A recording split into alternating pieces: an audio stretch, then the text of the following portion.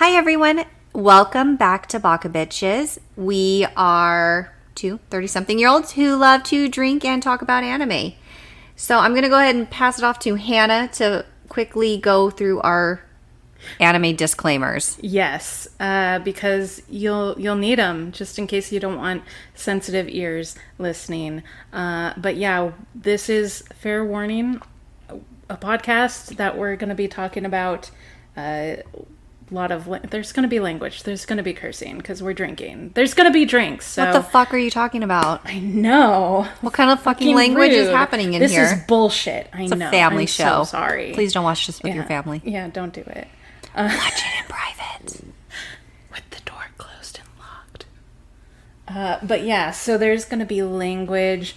There's probably going to be some sexy talk in here. Some adult themes. Definitely a lot of adult themes.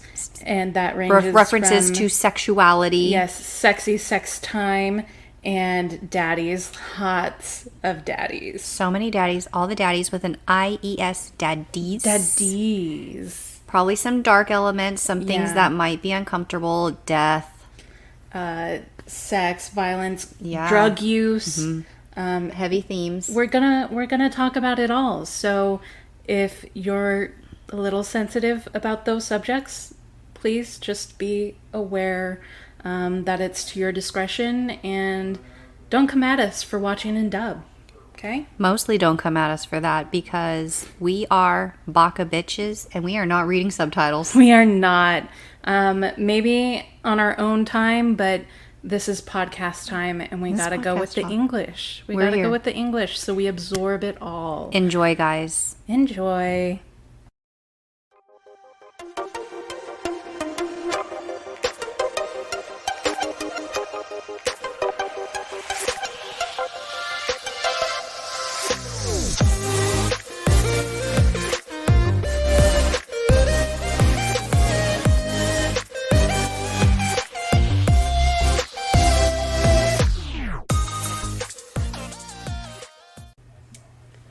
Hello everyone and welcome to Baka Bitches. We are two 30-something-year-olds who love to drink a lot and talk about anime a lot. I am your gracious half-host, Hannah.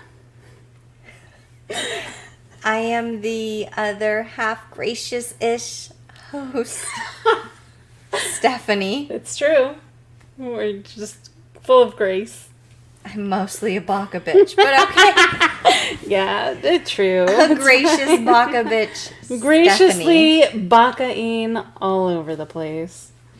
And we're still going through the Romantic Killer series. Yes, we are. Actually very near done.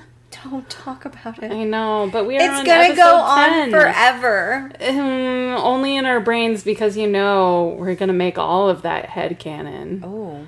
Oh, yeah. If this ending doesn't turn out the way we want, we could make a whole nother episode about our ending. For sure. I'm going to be typing up the Hannah headcanon, the Stephanie headcanon. Let's see where this goes. Yeah. But for tonight, we do have a basis in reality for what Netflix has produced. Yes, an actual episode. For Anzu's next 18 hours, I guess. Yeah. Her life is just grand. Okay, so this is episode 10. We are drinking. What are we drinking, Steph? Mango wine. Mango wine, yeah. That's true. It is true. And as you can tell, it is hitting good. Mango wine. Okay. Mango wine, yeah. Tell us the wikis for this. We are in episode 10? Yep, episode 10. And it is titled Other Way Around, Dummy. Love it. Same. Saki's older brother kicks her out so he can party, forcing Saki to walk to Anzu's house and accidentally discovers she lives with Tsukasa and Junta. She promises to keep their secret, and Anzu considers telling her about Riri, but is struck by a painful need to visit the bathroom. Saki tells Tsukasa him living there might be a good... Wow. Let me read that again. Shit. Do you mean to do this? No, I got this. Let me do it. I will do this. Saki tells Tsukasa him living there might be good for Anzu. Riri confirms Anzu's toilet trouble was punishment for almost revealing her existence. Saki recalls to herself the moment she met Anzu when she defended her from a bully in middle school. She also recalls an incident when an older student she was dating named Ogawa tried to force himself on her. And after he tried to spread rumors about her, Anzu confronted him publicly and exposed his actions. The next day, Riri convinces everyone to attend the summer festival. At the festival, Ryuya meets Tsukasa and, despite his own feelings for Anzu, advises Junta to confess before he misses his chance. Saki encounters Ogawa and freezes in fear as he claims to his friends that she is his bitter ex-girlfriend. Makoto senses her fear and makes an excuse to take her away from Ogawa, for which she is grateful. Two random girls take a picture with Tsukasa in the background and post it online. Minutes later, the photo is seen by a disturbed woman who is happy to have finally found Tsukasa's location. Whew! That is a lot. That really runs the gamut of all the plots. What I feel like is interesting about What's interesting? what you Tell me. just synopsisized for us Synopsidopsis? Yeah. Yep. was I feel like half my notes, so at least like, I don't know, 10 lines in my notebook Sure. revolve around what you just summarized in one sentence. So I don't know if that's a little disheartening for me. I'm not really sure what just happened. Like, I feel like you, in one sentence, indicated and stated everything that I took painstaking notes on. I mean, I did read And more then- than one sentence, if that makes you But feel then better. you spent a long time talking about, like, the last half of the episode that I did not take any notes on. It kind of evens out, right? Well, I hope so. But I guess more what I'm thinking is, like, I put more emphasis and more importance in what happened early on into the episode. Thus missing the actual plot of the story, which was the last half. I think, like, this is one of those episodes, because we had another one where it's like, it goes from one plot where you're thinking, oh, this is what's gonna be the main focus for the episode, and then it just like takes and it's a different 90-degree turn, and it's just like, nope. No, we are doing a hard left turn, and the plot is changing halfway through. Yeah, so maybe it's just one of those instances, and I keep feeling surprised by it. Yeah. Even though I shouldn't be. You expected things, and the things you expected did not happen. Based upon the anime intro and the characters that I saw, which, fair. Absolutely fair. Why are we bringing in more? Like, my brain is confused. Because I cannot compute. We gotta further the plot some more. I mean, I'm here for it, but Yeah. we could have done like a good little group shot in our for sure. intro. Because now Stephanie of Baka Bitches is just left confused, just confounded. I don't even know. That's fine. I'm always confused, like 75% of the time. Yeah. So I do have some interesting things to talk about. As I do. That's good. That is the whole point of this podcast, baby. Later as we get through this. Okay. So yeah, let's just start from the top. Yeah, let's just dive right in, baby. With Anzu, so she leaves work just to be greeted by three hella daddies. Hella daddies. Junta, Tsukasa, who's the least daddy-ish, and then Harry Cheek's daddy. Yeah, his AKA chauffeur. The chauffeur. Yeah, which is the Harima. knockoff Harima. And I'm gonna for people who don't know, Harima is a fantastic character from a fantastic slice of life comedy anime called School Rumble. Mm-hmm. And if you have not watched that, I highly suggest it because it is one of the greatest. It's just everything. It is truly like, it does not get enough credit as it should. Mm-hmm. Like it was done earlier on in the 2000s, early 2000s. Like, I don't know, maybe 2004 to 2006. I can't remember. But it still has a very timeless style. It really does. That doesn't look super dated. Yeah, and it's just, it's so good. It's full of, like, really great characters and just really funny plots. It's so good. And Harima, I'm just gonna go on a School Rumble thing Detour. For a second. It's fine. Just bunny trail it. But Harima is the school rebel, and people are super intimidated by him. He has this tough, hard exterior, but really he is the softest, gooeyest man alive, and he just is in love with the main girl character, Tenma. He totally your chocolate chip cookie. He is just a cinnamon roll, and I love him. And he's like amazing. truly looking for that kind of man in my life is a Harima. Same. He's just adorable, and I love him. And this is what the chauffeur reminds us of. He totally embodies that. Yeah, like he has the aesthetic of Harima. Slicked back hair. Not just visually, but also personality type-wise, where he seems a little standoffish, but has got such a softy heart. Soft little heart. So that's who's greeting our girl Anzu as she leaves. Just like a dream fucking come true. Absolutely. And Anzu's just like annoyed. Right? She's just like, oh, see you guys. And I'd be like, hello. Like, let's go get some nice tasty udon noodle for dinner. I love me a thick nude. Who's paying for my thick nude? Please. Right? Yeah. That's what I'd be asking. Yeah. Who got it? Nobody's buying me some good nudes. Same. It's really disappointing. But yeah, so she's greeted by arguably the three most good-looking guys in this anime.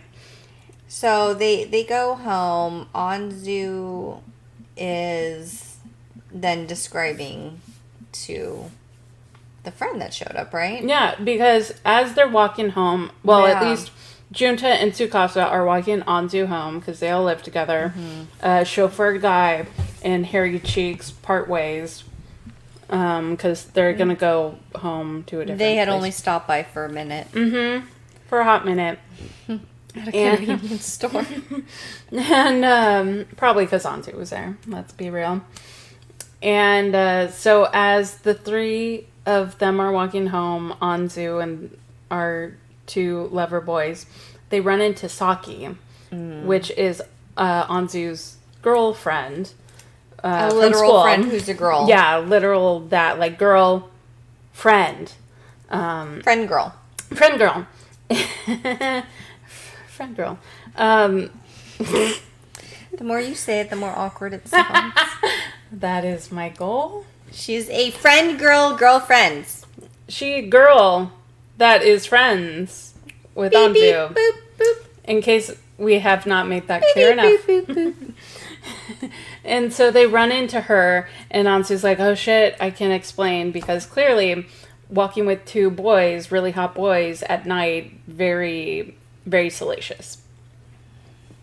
And so they all go back to Anzu's house, and they have some nice iced teas, and, or what I think is iced teas, and Anzu explains the whole debacle of why she is now living with two boys and her parents are literally out of the country for like 3 years.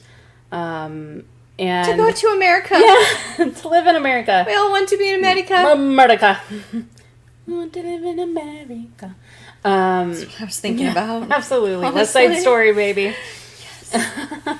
So Saki just listens to the whole story and she's like, yes, that makes so much sense.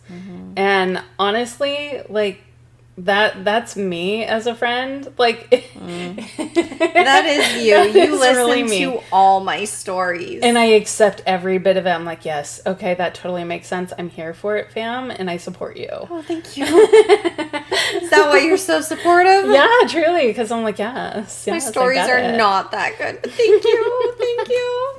You're welcome. But yes, I support you. But, like, literally, Saki is the embodiment of what I would do too in that situation. Understanding, here for your friend, just listening, no judgment. Absolutely. Okay. Like, I might maybe, like, ask more questions, be like, okay. A clarifying question is different from an interrogation. Absolutely. Because I just want to understand. all I'm going to throw out there. I just want to understand. Yes. And if I see something concerning, I'm going to be like, well, this is what I see. Like, you can take it or leave it. But, that's fair. You know. That's fair. You know. But, yeah. So, Saki is very much of that ilk of, like, okay, yeah, totally makes sense. I love that for you, fam. Here for it. And Anzu's like, okay, now that I've explained myself, what's going on with you? Why are you out roaming the streets so late at night? Yeah, why are you at my house with my two hot dudes? What the heck, man? It's just supposed to be a threesome. This is everything I'm here for. 2 dudes, 1 cup. 2 dudes, 1 Anzu. Yeah, that's what it is. Yeah. And Saki more or less says, well, you see, what happened was I was home, I am home. And my daddy just got a new job, and he's working the graveyards. And I thought it was pretty chill, and I was going to be like, see you later, Dad. Have a good day. And then, like, brother shows up. Brother hangs out. Weird-ass brother friends. Yeah, like, older brother. Saki's older brother. And he, like, takes this opportunity. Kid. Yeah, just leave it. Like, he's like, now that Dad is only working graveyards, I'm going to use this opportunity to make this a party house. And Saki, go away. He's like, bye, kid. And she's like, okay, bye. Right? Which I would have been like, I guess I'll just go to Anzu's house. Instead of being like, I'm entitled to be here, I'll just go chill in my room. Right, which would be my first thought. That would be mine, too, no matter how close I am with anyone else. Because I'd be like, I have just as much of a right to be here. I literally have a bedroom, my dude. You do. And, like, what are you, like, 20-something, and you're still living with Dad? Saki don't question that fucking shit. No. She's just like, okay, bye. Like, I'll go stay with Anzu. So that's how she gets to where she is. Yeah, and before she does, which is a very important part, is she's... Because Anzu was ready, like, after hearing that story, ready to, like, seek revenge on her brother. And Saki's like, no, don't worry about it. I took care of it already. I scariest of all faces. I already told Daddy, who looks like a like mafia member, ex Yakuza, bald head, like bulky guy. Yes. And Saki's like, okay, so Daddy, brother just kicked me out of the house, so I'm just gonna be staying with my friend Anzu. Love you. And you just get a short screen moment with her dad reading the text while he's at work and just crushing his phone. And I'm like, yeah, okay, so basically he doesn't have a son anymore. Yep, I got it. Got the context for that. It's cool. It's fine. Burying the body. I didn't really get that. I was just more like, he a weird Jap with Asian issues. Okay, guys, it's not racist when I say it, by the way. It's true. She's half Japanese. I'm just saying. Yeah. I was like, oh yeah, he a little bit angry. He angry. Like, he let the rage come through, but like the phone. It's fine. Interesting metaphor. Yeah, well, I mean, like, I'm sure he didn't actually murder his son. Oh, darn. But I'm just saying, like, success. You know, as much as a parent can go without actually having legal problems, he murdered his son.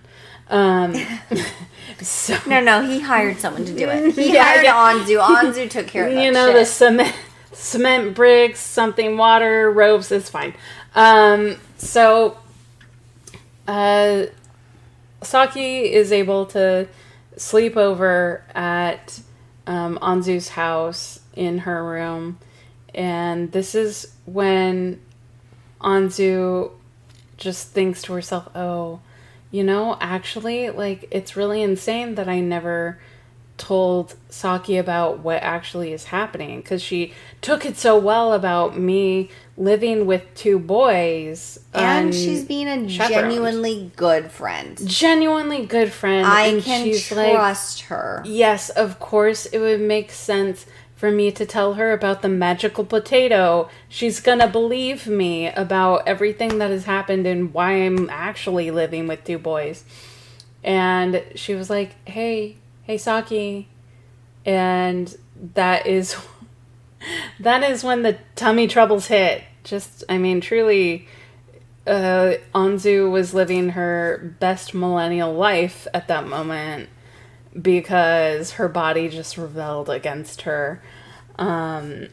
Which is fine. It's Call fine. it wild. It's fine. But do you not think that Anzu could have at least finished explaining via text? Handwriting a note, slip it underneath the door while she sits on the shitter?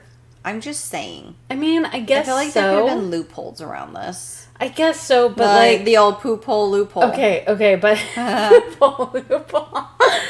Okay, so but you're Catholic. But if I was let's say we were in this scenario. You're Saki, I'm Anzu. And I'm trying to do you in your poop hole? No. Oh. No. Okay.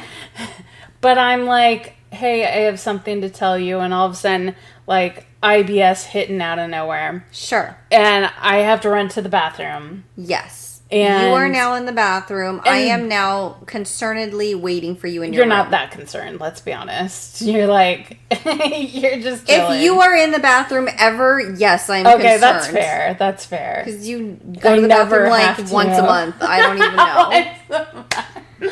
I have the bladder of a camel. Continue.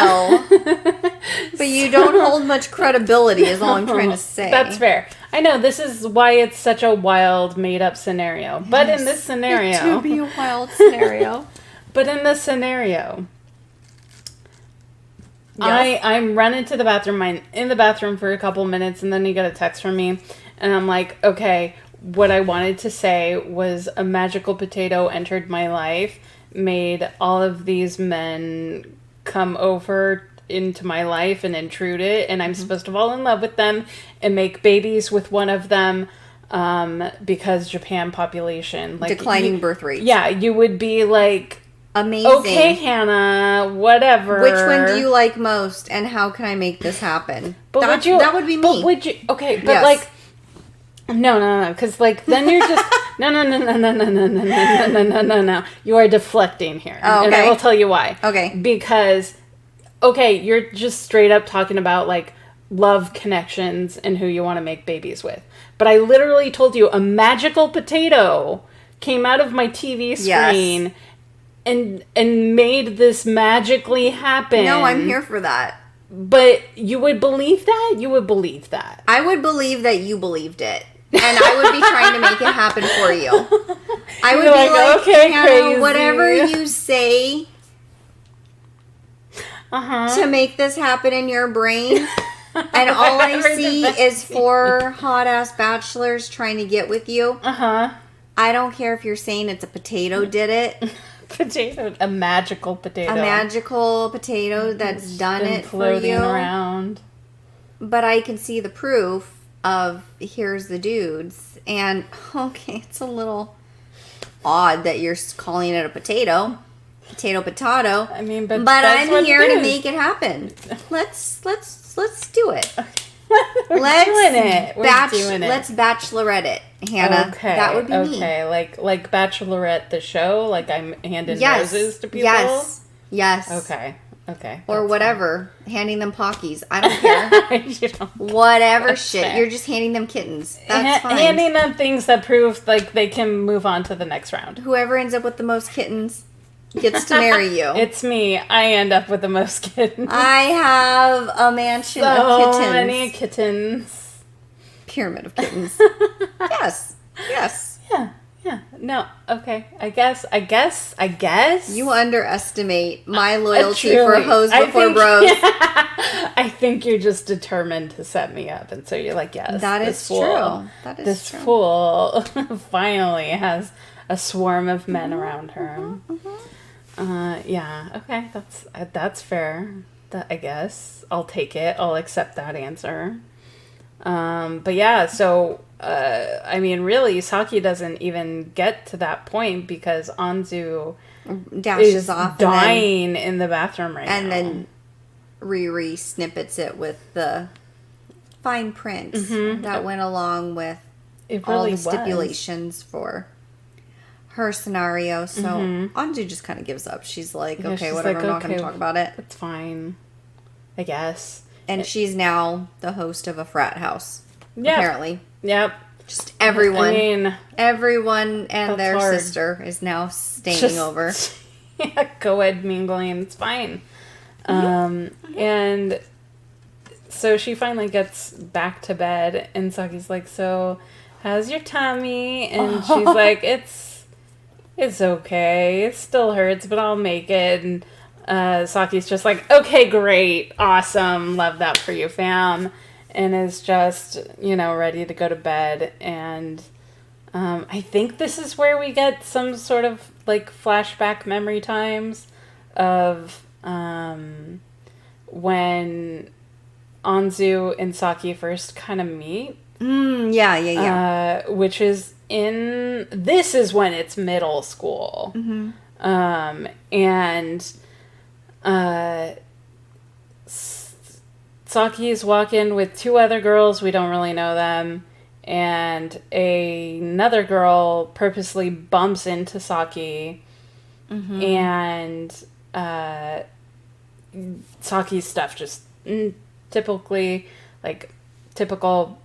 falls onto the floor, like all of her stuff, and she has to pick it up. And everyone's like, "Oh, did you see that? Oh, that was totally on purpose. It's probably because this one guy, like, asked Saki to be, like, boyfriend, girlfriend, or whatever, and the soccer manager, which is the girl that bumped into Saki, is jealous, and blah, blah, blah." And Anzu's like, "Wow, you didn't even apologize," like, steps in and is like, do you need to say you're sorry to this girl because we all saw you do that on purpose? And this girl's like, "Whatever, I didn't do it. And she just needs to be more careful," and blah, blah, blah, walks away. And Anzu just comes in and is like, "Hey, sorry about that. Hi, I'm Anzu." And, and that's kind of how they become friends a little bit, is through that incident. Which is kind of surprising because I would think that Anzu is too deep into video games to even know what's going on around her, but okay. Yeah, they've made her nerdy, but not in a socially unaware manner. Right. She still fully grasps She's still kind reality of aware. and social norms. And I feel like even she labels herself as, like, different and, like, quirky because she likes to play the video games and do all the things. It's not weird. It's not weird. She full calls it out, you know? Yeah. And, let's see, I'm trying to think where we go from there. There was another kind of flashback of when... and I think it's kind of from Anzu's perspective this time. Also that. Also that. Whew, it's hitting a little bit. It's fine. I feel ya. So, of Saki, in her, once again in middle school, and they're just, the two of them are having conversation in their classroom during a break time, and just a couple of boys coming in, and, "Hey, Saki, like, how big are your breastises? Ugh. And Saki is just like straight up like, oh, I don't know, how big is your penis? You know, just God, she straight just up. fucking slayed it all in that one Yeah. sentence. Like, she was my middle school hero today. Truly. I wish I could be that much of a badass back then. Same. I wish I was could be that not. much of a badass today. I think I could probably do that today. I don't think my brain would work fast enough to say those words Fair. in that order. Mm-hmm. With enough authority behind what I'm saying. I think it depends, like, on my mood. If I've just had enough of society, because there are days when I'm just right on the edge of just imploding because of society. Mm-hmm. And so if you catch me on a day like that, and someone says something so, like that, very similar to that, like if someone literally asked me, like, hey, what's your breast size, you know, I would probably come up with something like that. You know, and just be, like, hella rude about it. Because, like, I don't give a fuck anymore. But, yeah, so we know that Saki can definitely stand up for herself if she wants to. As she has. Mm-hmm. As she has. Yeah. So it's a very interesting kind of dynamic with Anzu and Saki, and especially with Saki, really verbalizing just how much Anzu means to her. It was just a very interesting episode. I'm trying to think, where did we go from? I'm losing it. They went to the summer festival. Yeah, they did go to a summer festival. Like, there was some background beforehand of Saki ending up spending a bit of time with an upperclassman named Ogawa. And at first he was just, like, you know, kind of flirting with her, but it wasn't overly, like, sexual or anything. He was still pretty polite, and, you know, eventually at one point in their quote-unquote relationship, even though Saki said, like, I wasn't as into him as he was into me, but, you know, he was still, like, a really nice guy, blah, blah, blah. And somehow they both agree at one point to go study together at his place. Study in quotes. Study. And Saki's like, yeah, okay, cool. And she goes over there legitimately with the idea of studying. And Ogawa kind of... What? What? Go on. Ogawa, more or less, you know, has other ideas. And Saki tries to put a stop to it, and he's, as a natural bastard would do, ignores the no and tries to go in for more than what Saki wanted. And Saki just wanted to study, and Ogawa clearly wanted to make out and more. And so to stop it, Saki grabs the nearest thing, which was a book, and just whams it into his head / temple, which, good for her. And this was the point in the anime when you're like, oh my gosh, is he dead? I hope not. He did not die. It's fine. But she runs out of there. And because of that rejection, Ogawa decides to spread rumors throughout the school about how, you know, it was all Saki. That I'm just thinking about more alcohol. Drinks. Shot. About how, you know, Saki is kind of more or less a whore, wanted him, but then he rejected her or something, and, you know, she ends up punching him. Like, that's the rumor he spread around. And Anzu saw through it right from the beginning and defends Saki's honor or whatever. And Saki has a good cry with Anzu on the stairwell, as one does, while they were holding hands. And we're like, yes, definitely another option, but like, girl, maybe? I don't know. That's what I was rooting for. I know. I don't think it's going to happen that way, but you never know. Never know. We have 2 more episodes. I know. A lot can happen in 2 more episodes. So we get a lot of that kind of background past with the 2 of them.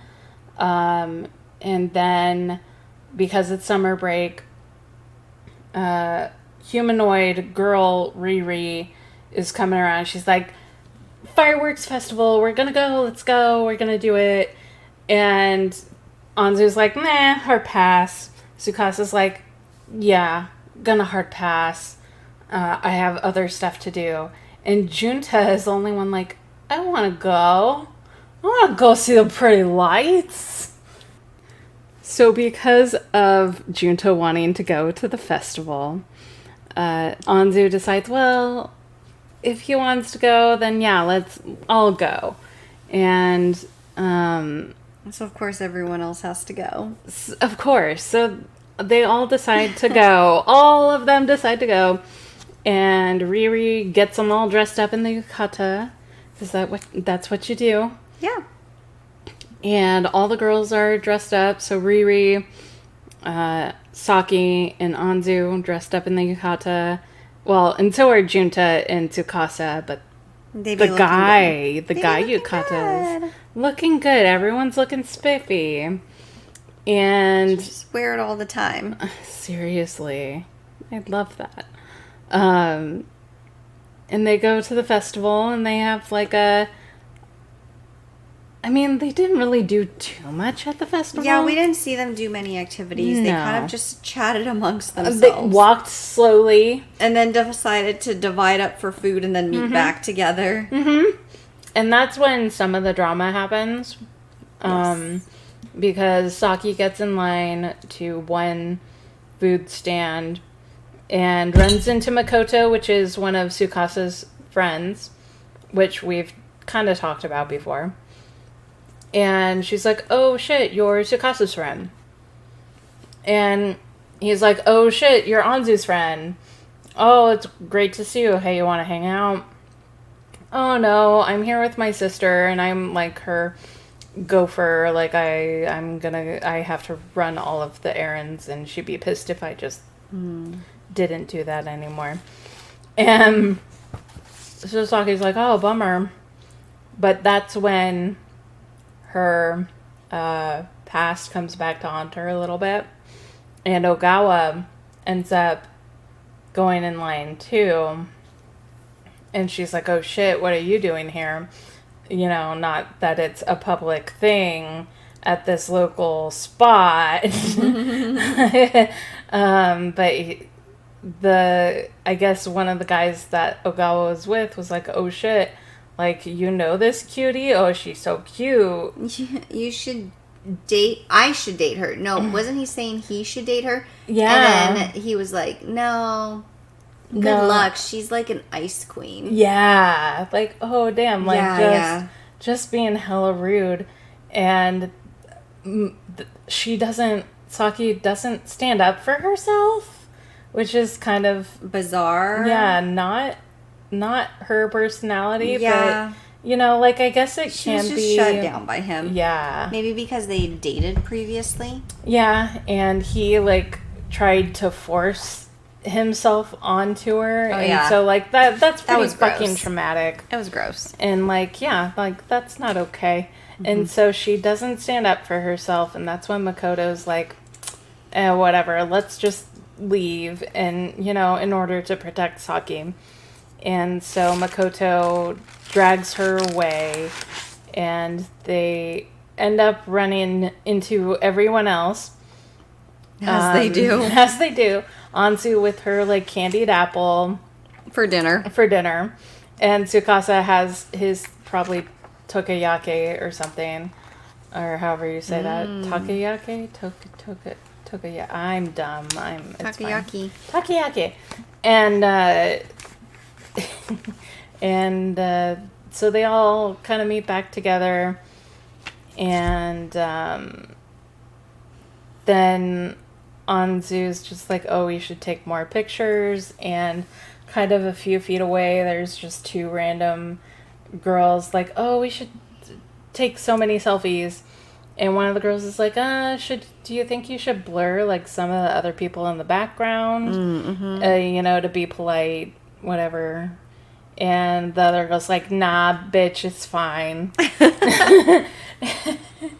And it apparently was not fine because that picture that these two rando girls posted had Tsukasa in the background. And this one girl, I guess, we don't know her. We do not know her. We cut to see her scrolling through, I don't know, social media. And she's like, oh shit, I found you, Tsukasa.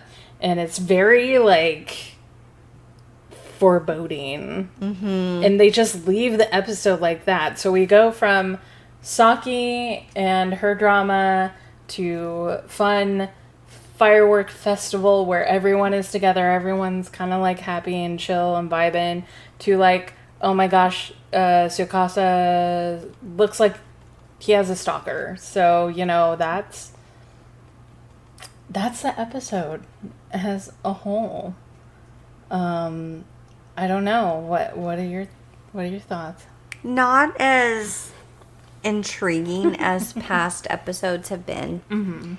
But I feel like it's going to pick up the pace a lot in the next two. Oh, like, yeah. I feel like this is setting a lot of context and groundwork, and I know. we're going to get an explosion of drama in the next episode and a half. Yeah, I guess and so. then be left on a cliffhanger. That's gosh. That's my hypothesis, I think, for where we're going. I think you're probably right. 'Cause, Yeah. like, everything was kind of decent and fine up until, like, oh, rando chick sounds like stalker times.